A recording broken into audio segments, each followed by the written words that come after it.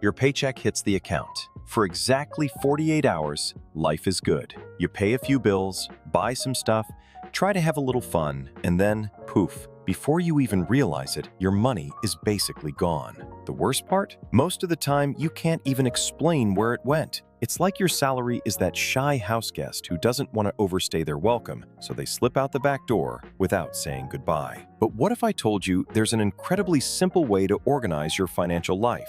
No overcomplicated spreadsheets, no soul-crushing stress, and you can forget that stupid advice like stop buying lattes. Honestly, without caffeine, I'm pretty sure 90% of humanity wouldn't even manage to get out of bed. Today, we're mastering the 50-30-20 rule. Once you nail the basics, you might actually have enough money left over for that therapy session you've been putting off. Part 1. The 50%. Needs are not wants. The concept is simple. It was popularized by Elizabeth Warren, U.S. Senator and former Harvard professor, in her book, All Your Worth. Essentially, you're going to divide your income into 3 organized boxes instead of leaving everything shoved into a messy mental junk drawer. The breakdown is 50% for needs, 30% for wants, and 20% for savings and debt. This is where most people trip over their own feet. Look, earning a low income is a problem, but spending more than you earn is a catastrophe. If your rent alone devours 50% of your paycheck because you insist on living in a neighborhood with a fancy French name, congratulations,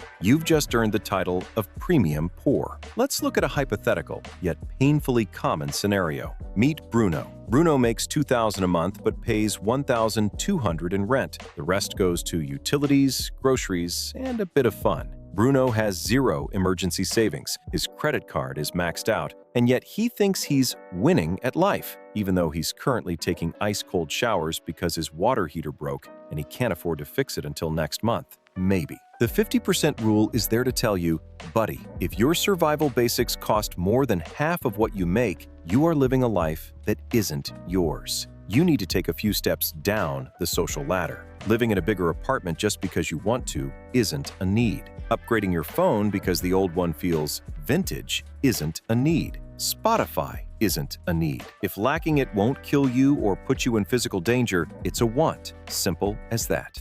Part 2. The 30%. Don't kill the fun, just organize it. Have you heard of hedonic adaptation? It's a psychological phenomenon where humans quickly return to a stable level of happiness after a big event, like a promotion or buying a new car. That new purchase smell wears off fast. This is why the 30% exists. It's your spending limit. When you set a clear boundary for your desires, you can actually enjoy them guilt-free. Also, keep in mind that this is the only category you can shrink to grow the others if you choose. But for this to work, you have to understand it's a trade-off, not a miracle. If you want the latest iPhone, you might have to skip the weekend takeout and get a cheaper data plan. Don't want to give anything up? Then find a way to make more money. But never, under any circumstances, steal from the other 2 boxes.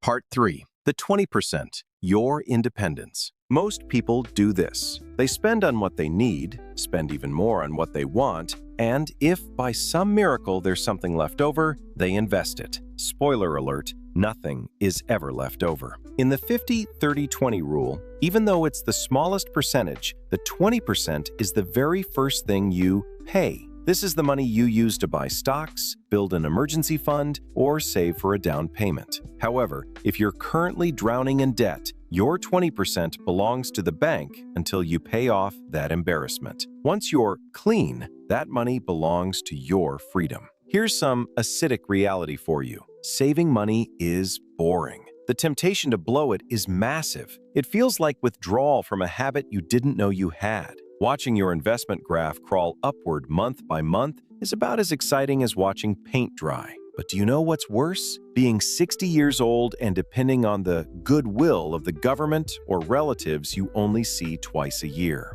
Think of the 20% as your insufferable people emergency fund. The more you save, the less you'll have to depend on people you can't stand in the future.